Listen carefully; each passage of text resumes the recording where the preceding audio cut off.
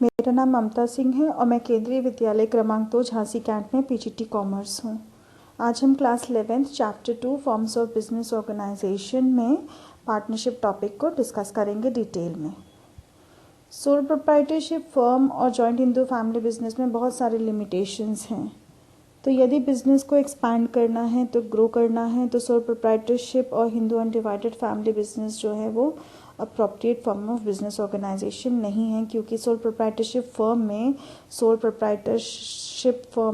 Proprietor के पास हमेशा फंड्स की प्रॉब्लम रही है, उसके मैनेजरियल स्किल्स हमेशा लिमिटेड रहे हैं। Similarly joint Hindu family business में जो करता है उसके पास भी एंसेस्ट्रल प्रॉपर्टी के अलावा कुछ नहीं है और उसकी भी मैनेजरियल स्किल्स बहुत ही लिमिटेड हैं। तो हमने देखा कि sole proprietorship and joint Hindu family business जो है उनके लिमिटेशंस जो हैं वो उनकी वजह से ये बहुत अच्छा फॉर्म ऑफ बिजनेस ऑर्गेनाइजेशन नहीं माना जाता है यदि आपको लार्ज स्केल पे अपना बिजनेस स्टार्ट करना है। तो ऐसे में पार्टनरशिप फर्म एक नया कॉन्सेप्ट इमर्ज हुआ। तो let us discuss what partnership business is. According to Indian Partnership Act 1932, partnership is the relation between persons who have agreed to share the profit of the business carried on by all or any one of them acting for all. Partnership business में कुछ लोगों ने मिलकर के decide किया कि हम business start करते हैं और उन्होंने आपस में डिसाइड कर लिया कि हमारा जो प्रॉफिट रेशियो होगा वो क्या होगा, हम उसी रेशियो में प्रॉफिट को शेयर करेंगे, उसी रेशियो में लॉसेस को शेयर करेंगे और मिल करके डिसीजंस लेंगे और पार्टनरशिप बिजनेस की एक्टिविटीज़ को कैरी आउट करेंगे। तो this is all about partnership business. Now let us discuss the features of partnership firm. पहला फीचर है फॉर्मेशन का। पार्टनरशिप बिजनेस को फॉर्म करना बहुत इजी है। इंडियन पार्टनरशिप एक्ट 1932 के प्रोविजंस पार्टनरशिप बिजनेस को फॉलो करने होते हैं। एक लीगल एग्रीमेंट पार्टनर्स बना लेते हैं जिसमें बिजनेस को कैरी आउट करने के लिए जो भी टर्म्स एंड कंडीशंस हैं वो हम उसमें लिख देते हैं। पार्टनर्स आपस में कौन से रेशियो में प्रॉफिट एंड लॉस को शेयर करेंगे वो हम उस लीगल एग्रीमेंट में लिख देते हैं। और पार्टनर्स के बीच में जो रिलेशंस हैं उन रिलेशंस को कैसे गवर्न किया जाएगा, उन रिलेशंस को कैसे कैरी आउट करना है, पार्टनर्स के रिलेशंस को कैसे कैरी आउट करना है, वो टर्म्स एंड कंडीशंस हम उस लीगल एग्रीमेंट में लिख देंगे। और इस तरह से हम पार्टनरशिप बिजनेस को फॉर्म कर सकते हैं। जब सारे पार्टनर्स म्यूचुअली एग्री हो जाएंगे वो सारे टर्म्स एंड कंडीशंस को हम लीगल एग्रीमेंट में लिख देंगे और हमारा पार्टनरशिप बिजनेस फॉर्म हो जाएगा। नेक्स्ट है लायबिलिटी। पार्टनरशिप बिजनेस में पार्टनर्स की लायबिलिटी जो है वो अनलिमिटेड रहती है। यदि इसका मतलब यदि अगर बिज़नेस के डेट्स जो हैं वो बहुत ज़्यादा हो जाते हैं और बिज़नेस के डेट्स जो हैं इतने ज़्यादा हो जाते हैं कि बिज़नेस के एसेट्स उन डेट्स को नहीं चुका पा रहे हैं, तो ऐसे में जो पार्टनर्स हैं उनके पर्सनल एसेट्स को बेच करके जो कैश रियलाइज होता है उससे हम बिज़नेस डेट्स का पेमेंट करते हैं। तो यानी पार्टनर्स की जो पर्सनल एसेट्स हैं उन पर हमेशा रिस्क रहता है। पर्सनल एसेट्स जो हैं उनको भी बेच करके बिजनेस के डेट्स को पार्टनर्स को चुकाना पड़ता है, क्योंकि पार्टनरशिप बिजनेस में पार्टनर्स की लायबिलिटी जो है वो अनलिमिटेड रहती है। नेक्स्ट जो हमारा फीचर है वो है रिस्क बियरिंग का। पार्टनर्स एक पर्टिकुलर रेशियो में प्रॉफिट को शेयर करते हैं और उसी रेशियो में लॉसेस को भी शेयर करते हैं। तो इस तरह से मिल करके रिस्क को शेयर करते हैं सारे पार्टनर्स। नेक्स्ट जो हमारा फीचर है वो decision making and control. In a partnership firm partners share amongst themselves the responsibility of decision making and control of day to day activities. Actually partnership firm में जो भी डिसीजन लिया जाता है वो म्यूचुअल कंसेंट से लिया जाता है। सारे पार्टनर्स जिस भी ओपिनियन पर एक साथ एग्री हो जाते हैं वही डिसीजन फाइनली इम्प्लीमेंट किया जाता है पार्टनरशिप बिजनेस में। तो this is all about the feature of partnership business. Next जो है वो पार्टनरशिप बिजनेस के मेरिट्स पढ़ लेते हैं। पहला मेरिट है ease of formation and closure. Partnership firm को फॉर्म करना बहुत इजी है। एक लीगल एग्रीमेंट बनाना होता है पार्टनर्स को, उसमें सारे बिजनेस के टर्म्स एंड कंडीशंस डाल देते हैं और सारे पार्टनर्स उस पर म्यूचुअली एग्री हो जाते हैं, तो हमारा पार्टनरशिप बिजनेस जो है उसको एक लीगल स्टेटस मिल जाता है और वो स्टार्ट कर लेते हैं पार्टनरशिप बिजनेस। रजिस्ट्रेशन कर लेते हैं तो लीगल स्टेटस मिल जाता है, और अगर रजिस्ट्रेशन नहीं करते हैं तो उसके कॉन्सिक्वेंसेस जो है वो हम आगे डिस्कस करेंगे। तो एक लीगल एग्रीमेंट के ज़रिए हम पार्टनरशिप बिजनेस को स्टार्ट कर सकते हैं और क्लोज करना भी बहुत आसान है। पार्टनर्स म्यूचुअली एग्री करते हैं तो बिजनेस क्लोज भी हो जाता है। नेक्स्ट जो है हमारा मेरिट है balanced decision making. Balance decision making यहाँ पर इसलिए हो पाता है क्योंकि बहुत सारे लोग होते हैं और सबके पास डिफरेंट डिफरेंट स्किल्स होता है।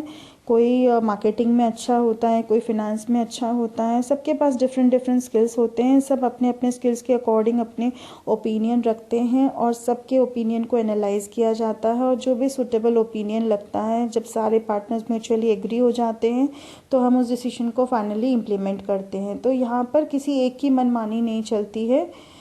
जैसे कि आपने देखा सोल प्रोप्राइटरशिप में और जॉइंट हिंदू फैमिली बिजनेस में एक अकेला होल सोल ही सब कुछ करता रहता है, भले ही वो सही करे या गलत करे। पर यहाँ पे पार्टनरशिप बिजनेस में ये होता है कि सारे पार्टनर्स ने मिल करके डिसाइड किया है, तो सबकी ओपिनियन को हम एनालाइज करते हैं और म्यूचुअली जब सारे पार्टनर्स एग्री हो जाते हैं तब हम उस डिसीजन को इम्प्लीमेंट करते हैं। तो ये एक फ़ायदा है पार्टनरशिप बिजनेस में। नेक्स्ट है पार्टनरशिप बिजनेस में क्योंकि बहुत सारे लोग होते हैं तो बहुत सारे लोग अपने अपने रिसोर्सेज को कंट्रीब्यूट करते हैं, तो इस तरह से हम कैपिटल काफ़ी सारा कलेक्ट कर पाते हैं, जो कि सोल प्रोप्राइटरशिप बिजनेस में इतना कैपिटल कंट्रीब्यूशन पॉसिबल नहीं है। जॉइंट हिंदू फैमिली बिजनेस में भी इतना कैपिटल कंट्रीब्यूशन पॉसिबल नहीं है क्योंकि पार्टनरशिप बिजनेस में नंबर ऑफ पार्टनर्स ज़्यादा होते हैं, तो कैपिटल कंट्रीब्यूशन भी ज़्यादा हो जाता है। नेक्स्ट है शेयरिंग ऑफ रिस्क। सभी पार्टनर्स मिलकर के रिस्क को शेयर करते हैं, किसी एक इंडिविजुअल पार्टनर पे बर्डन नहीं आता है। जो भी लॉस होता है वो सारे पार्टनर्स में बढ़ जाता है, और मिलकर के जब हम किसी भी लॉस को शेयर कर लेते हैं तो एक पर्टिकुलर पार्टनर पर स्ट्रेस नहीं पड़ता है, ना तो फिनेंशियल और ना ही फिजिकल।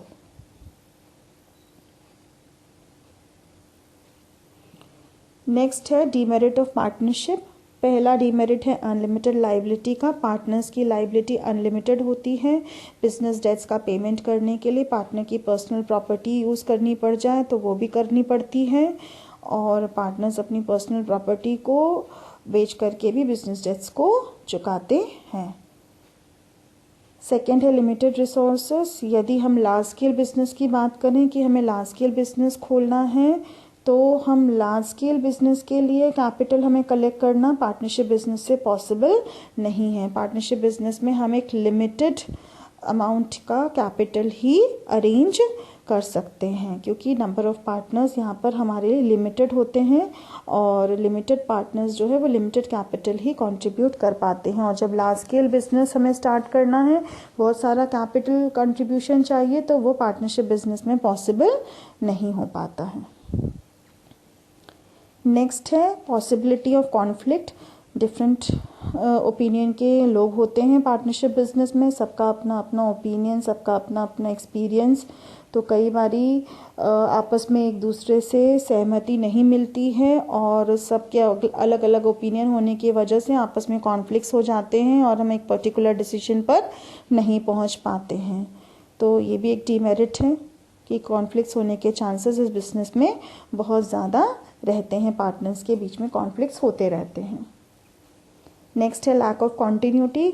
कॉन्टिन्यूटी इसलिए क्योंकि पार्टनरशिप फर्म जो है वो किसी भी पार्टनर के डेथ होने पर, किसी भी पार्टनर के अनसाउंड होने पर, किसी भी पार्टनर के इंसॉल्वेंट होने पर, एग्रीमेंट ख़त्म अगर म्यूचुअली मिलकर के कर दिया उन्होंने, तो पार्टनरशिप बिजनेस जो है वो हमारा बंद हो जाता है। हमारा पार्टनरशिप बिजनेस जो है उसकी कॉन्टिन्यूटी अनसर्टेन है, क्योंकि पार्टनरशिप बिजनेस जो है तभी तक चलता है जब तक पार्टनर्स म्यूचुअली मिलकर के उसे चलाना चाहते हैं। यदि उन्होंने डिसाइड कर लिया कि हमें नहीं चलाना है, तो एक एग्रीमेंट के ज़रिए पार्टनरशिप बिजनेस तुरंत बंद भी किया जा सकता है। कोई पार्टनर की डेथ हो गई, किसी पार्टनर को अनसाउंड माइंड हो गया, कोई इंसॉल्वेंट हो गया, तो भी पार्टनरशिप बिजनेस बंद हो जाती है। तो पार्टनरशिप बिजनेस की कॉन्टिन्यूटी जो है वो सफ़र करती है हमेशा।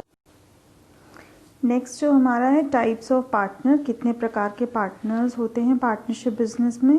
पहला है एक्टिव और वर्किंग पार्टनर। एक्टिव पार्टनर वो पार्टनर होता है जो कैपिटल कंट्रीब्यूट करता है, मैनेजमेंट में पार्टिसिपेट भी करता है, यानी बिजनेस डिसीजंस में अपना पार्टिसिपेशन करता है, प्रॉफिट एंड लॉसेस को शेयर करता है, उसकी लायबिलिटी भी अनलिमिटेड होती है। तो एक्टिव पार्टनर वो पार्टनर है जो बिजनेस की डे टू डे मैनेजमेंट में अपना पार्टिसिपेशन रखता है, उसको हम एक्टिव पार्टनर बोलते हैं।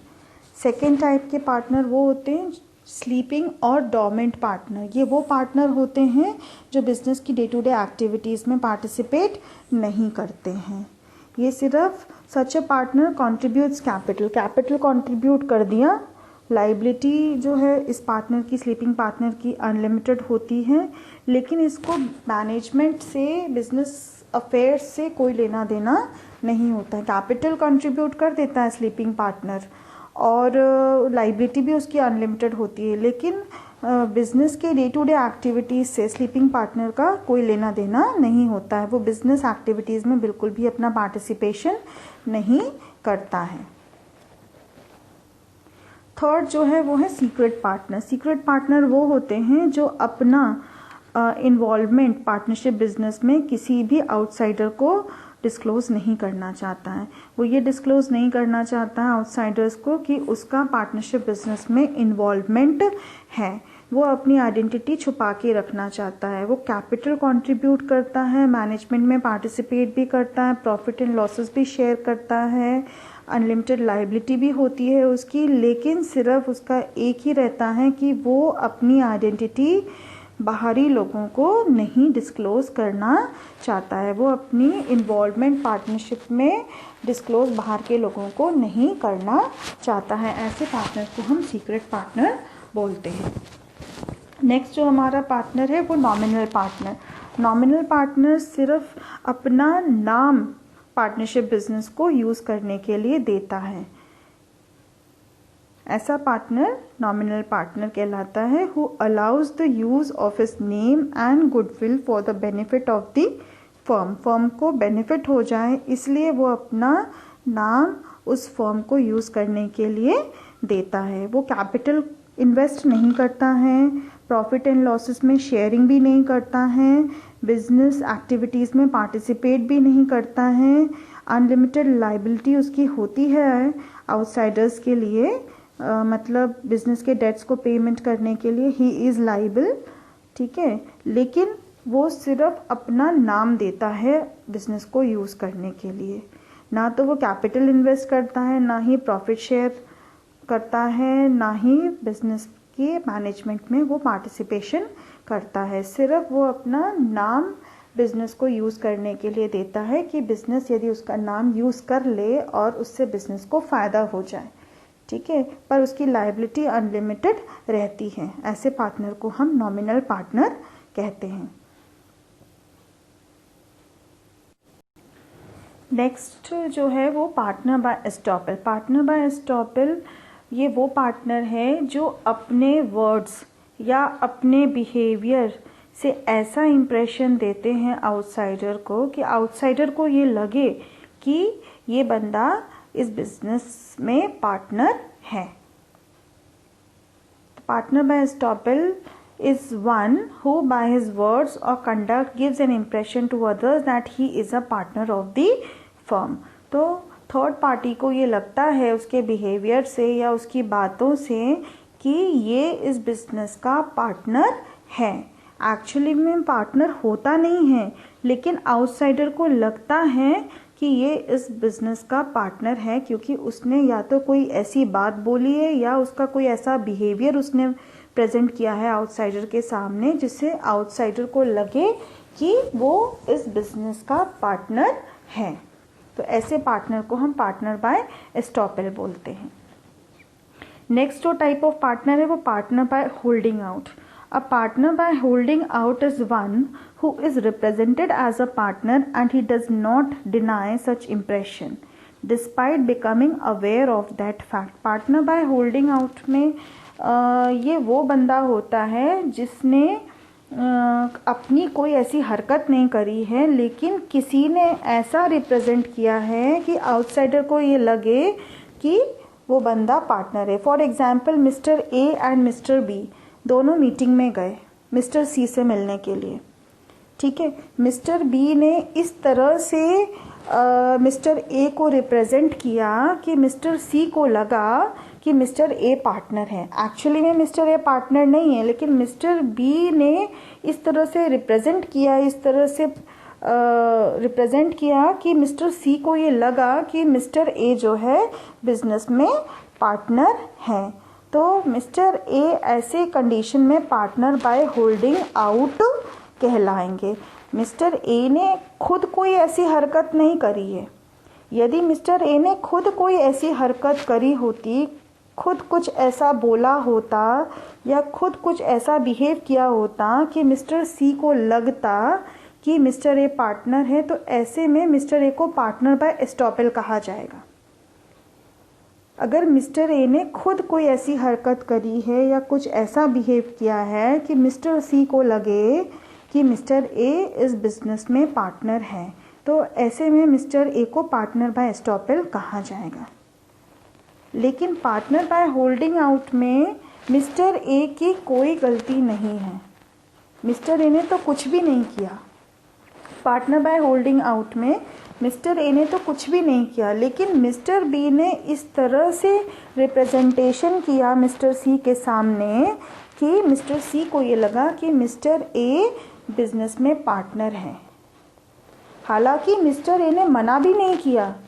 मिस्टर ए को समझ में आ रहा है कि मिस्टर बी जो है जानबूझ करके मिस्टर ए को मिस्टर सी के सामने ये शो कर रहा है कि मिस्टर ए पार्टनर है, और मिस्टर ए ये समझ रहा है कि मिस्टर बी जानबूझ के ये शो कर रहा है मिस्टर सी के सामने कि मिस्टर ए पार्टनर है। मिस्टर ए ये चीज़ समझ रहा है कि मिस्टर बी जानबूझ के मिस्टर सी के सामने रिप्रेजेंट कर रहा है इस तरीके से कि मिस्टर सी को ये लगे कि मिस्टर ए पार्टनर है। लेकिन मिस्टर ए ने मना भी नहीं किया मिस्टर सी के सामने कि मैं तो कोई पार्टनर वार्टनर नहीं हूँ, आपको जो भी एग्रीमेंट करना है वो आप देख लो, मैं तो कोई पार्टनर वार्टनर नहीं हूँ इस बिजनेस में। मिस्टर ए ने इस तरह से कोई मना भी नहीं किया मिस्टर सी को, क्योंकि मिस्टर ए ने डिनाइल नहीं किया है, ठीक है। तो ऐसे में मिस्टर ए जो है वो पार्टनर बाय होल्डिंग आउट कहलाएंगे। This is all about types of partners. Next हमारा टॉपिक है टाइप्स ऑफ पार्टनरशिप। पार्टनरशिप दो टाइप के होते हैं, on the basis of duration and on the basis of liability. एक तो हमने पार्टनरशिप एस्टैब्लिश करी है ड्यूरेशन के बेसिस पर, और एक हमने पार्टनरशिप एस्टैब्लिश करी है लाइबिलिटी के बेसिस पर। तो इसको डिस्कस कर लेते हैं। पार्टनरशिप अगर हमने ड्यूरेशन के बेसिस पर एस्टैब्लिश करी है तो दो तरीके की पार्टनरशिप होती है। पहला है partnership at will. Partnership at will में जो पार्टनरशिप की लाइफ होती है वो पार्टनर्स के विल पर डिपेंड करती है। पार्टनरशिप की लाइफ पार्टनर्स के विल पर डिपेंड करती है, यानी पार्टनर्स जब तक डिजायरस हैं पार्टनरशिप को कंटिन्यू करने के लिए तब तक पार्टनरशिप कंटिन्यू रहेगी। लेकिन अगर पार्टनर्स ने ये डिसाइड कर लिया कि अब हमें पार्टनरशिप बंद करना है तो वो पार्टनरशिप बंद हो जाएगी। यहाँ पे हमने पार्टनरशिप कोई फिक्स्ड पीरियड के लिए नहीं किया है। यहाँ पे हमने पार्टनरशिप कोई फिक्स्ड पीरियड के लिए नहीं किया है। यहाँ पार्टनर की विल पर पार्टनरशिप की लाइफ डिपेंड है। पार्टनर्स जब तक चाहते हैं तब तक वो पार्टनरशिप कंटिन्यू रहेगी, पार्टनर जब चाहेंगे तो पार्टनरशिप बंद हो जाएगी। इसको कहते हैं पार्टनरशिप एट विल। दूसरा जो है ड्यूरेशन के बेसिस पर, इसको बोलते हैं पर्टिकुलर पार्टनरशिप। पर्टिकुलर पार्टनरशिप में जो हमने पार्टनरशिप फॉर्म करी है वो एक पर्टिकुलर प्रोजेक्ट को कंप्लीट करने के लिए पार्टनरशिप स्टार्ट करी है। वो प्रोजेक्ट हमने स्टार्ट करने के लिए पार्टनरशिप फॉर्म करी है, वो प्रोजेक्ट कंप्लीट हो जाएगा तो हमारी पार्टनरशिप भी ख़त्म हो जाएगी। या फिर हमने किसी पर्टिकुलर टाइम पीरियड के लिए पार्टनरशिप स्टार्ट करी है और जैसे ही वो टाइम पीरियड ख़त्म हो जाता है हमारी पार्टनरशिप भी ख़त्म हो जाती है। इसको बोलते हैं पर्टिकुलर पार्टनरशिप। दूसरा जो हमने पार्टनरशिप फॉर्म करी है वो लाइबिलिटी के बेसिस पे फॉर्म करी है। जनरल पार्टनरशिप होती है जहाँ पे हमारे यहाँ पे जनरल पार्टनरशिप में सारे पार्टनर्स की लाइबिलिटी जो है वो अनलिमिटेड होती है और हर पार्टनर को मैनेजमेंट में एक्टिवली पार्टिसिपेट करना पड़ता है। तो ऐसे पार्टनरशिप को हम जनरल पार्टनरशिप कहते हैं जहाँ पे सारे पार्टनर्स की लाइबिलिटी अनलिमिटेड होती है और सभी पार्टनर्स मिलकर के बिजनेस को कैरी आउट करते हैं। तो ऐसे पार्टनरशिप को हम जनरल पार्टनरशिप कहते हैं। जो दूसरी पार्टनरशिप है लाइबिलिटी के बेसिस पर, हम लिमिटेड पार्टनरशिप या लिमिटेड लाइबिलिटी पार्टनरशिप भी उसको बोलते हैं। लिमिटेड पार्टनरशिप में किसी is one in which liability of at least one partner is unlimited, whereas rest of the partners may have limited liability। यहाँ पर लिमिटेड पार्टनरशिप में किसी एक पार्टनर की लाइबिलिटी अनलिमिटेड रहती है, बाकी सारे पार्टनर्स की लाइबिलिटी लिमिटेड रहती है। तो ऐसे कंडीशन में हम उसको लिमिटेड लाइबिलिटी पार्टनरशिप कहते हैं जहाँ एक पार्टनर की लाइबिलिटी अनलिमिटेड रहती है, बाकी सारे पार्टनर्स की लाइबिलिटी लिमिटेड रहती है। नेक्स्ट जो है हमारा पार्टनरशिप डीड। पार्टनरशिप डीड हम जनरली किसको कहते हैं? पार्टनरशिप डीड एक रिटन एग्रीमेंट को हम पार्टनरशिप डीड कहते हैं। तो पार्टनरशिप डीड में हमने सारे टर्म्स एंड कंडीशंस डालने होते हैं जिससे कि हम पार्टनरशिप बिजनेस को आसानी से कैरी आउट कर सकें। तो पार्टनरशिप डीड में हम कौन कौन से क्लॉजेस डालते हैं या कौन कौन से चीज़ों को, कौन कौन से कंटेंट्स को हम लिखते हैं, उसको हम डिटेल में थोड़ा पढ़ लेते हैं। पार्टनरशिप डीड में जो कंटेंट्स हम लिखते हैं, सबसे पहले फर्म का नाम लिखते हैं, फिर बिज़नेस का नेचर क्या है, बिज़नेस की लोकेशन क्या है, फिर उसके बाद बिज़नेस कितने ड्यूरेशन के लिए आपने पार्टनरशिप बिज़नेस को स्टार्ट करी है, फिर उसके बाद हर पार्टनर कितना इन्वेस्ट कर रहा है बिज़नेस में, फिर उसके बाद प्रॉफिट एंड लॉसेस जो हैं वो किस तरह से डिस्ट्रीब्यूट किया जाएगा पार्टनरशिप बिज़नेस में, फिर उसके बाद नेक्स्ट पार्टनर्स की ड्यूटीज़ क्या होंगे, पार्टनर्स की ऑब्लिगेशंस क्या होंगे, वो हम डिटेल में लिखेंगे पार्टनरशिप डीड में। फिर पार्टनर्स की क्या सैलरी होगी और पार्टनर्स कितना विड्रॉ कर पाएंगे उसके बारे में डिटेल लिखेंगे। फिर एडमिशन, रिटायरमेंट, एक्सपल्शन हम किन टर्म्स एंड कंडीशंस के आधार पर करेंगे उसके बारे में डिटेल में मेंशन करना होगा हमको। फिर पार्टनर्स की जो पार्टनर्स कैपिटल देते हैं उस पर बिजनेस उनको क्या इंटरेस्ट देगी और जो पार्टनर्स विड्रॉ करते हैं उस पर पार्टनर से कितना इंटरेस्ट लिया जाएगा। अब फर्म अगर डिज़ोल्व होती है तो क्या प्रोसीजर हमें फॉलो करना है, अकाउंट्स किस तरह से प्रिपेयर होंगे, ऑडिटिंग कैसे कराई जाएगी, डिस्प्यूट्स को हम कैसे सॉल्व करेंगे, ये सारे कंटेंट्स हमको डिटेल में पार्टनरशिप डीड में लिखने होते हैं। ये सब हम इसलिए डीड में स्पेसिफिकली क्लियरली लिख देते हैं ताकि पार्टनरशिप बिजनेस में कभी भी कोई डिस्प्यूट अराइज नहीं हो। यदि डिस्प्यूट अराइज होते हैं तो जो रिटन एग्रीमेंट में हमने क्लॉजेस मेंशन किए हैं उन्हीं क्लॉजेस को फाइनली हमें इम्प्लीमेंट करते हुए उन डिस्प्यूट्स को सॉल्व करना होता है। तो पार्टनरशिप डीड ये रिटन एग्रीमेंट हमने इसलिए बनाया हुआ होता है ताकि फ्यूचर में पार्टनरशिप बिजनेस को कैरी आउट करने में कोई डिस्प्यूट्स ना हो, और डिस्प्यूट्स अगर होते भी हैं तो डीड के आधार पर उन डिस्प्यूट्स को हम सॉल्व कर लेते हैं। नेक्स्ट जो है वो है कि पार्टनरशिप फर्म को रजिस्ट्रेशन कराना ज़रूरी है या नहीं, और कराते हैं तो क्यों कराते हैं, नहीं कराना है तो क्यों नहीं कराना है। तो बहुत सारी चीज़ें। Registration of partnership firm means entering of the firms name along with the relevant prescribe particulars in the register of firms kept with the registrar of firms. Registration of partnership firm का मतलब ये होता है कि registrar of firms के पास एक register होता है जिसमें आपको अपने फर्म की एंट्री करानी होती है। तो अगर उस रजिस्टर में आपके फर्म के नाम की एंट्री हो गई इसका मतलब आपके फर्म का रजिस्ट्रेशन हो गया। तो रजिस्ट्रार ऑफ फर्म्स के पास एक रजिस्टर होता है जहां पर आपको अपने फर्म के नाम की एंट्री करानी होती है और जो भी रेलेवेंट इन्फॉर्मेशन दिया होता है वो आपको उसमें एंटर करानी होती है। तो this is registration of partnership firm. Need for registration क्या है, हमें रजिस्ट्रेशन कराना क्यों रहता है।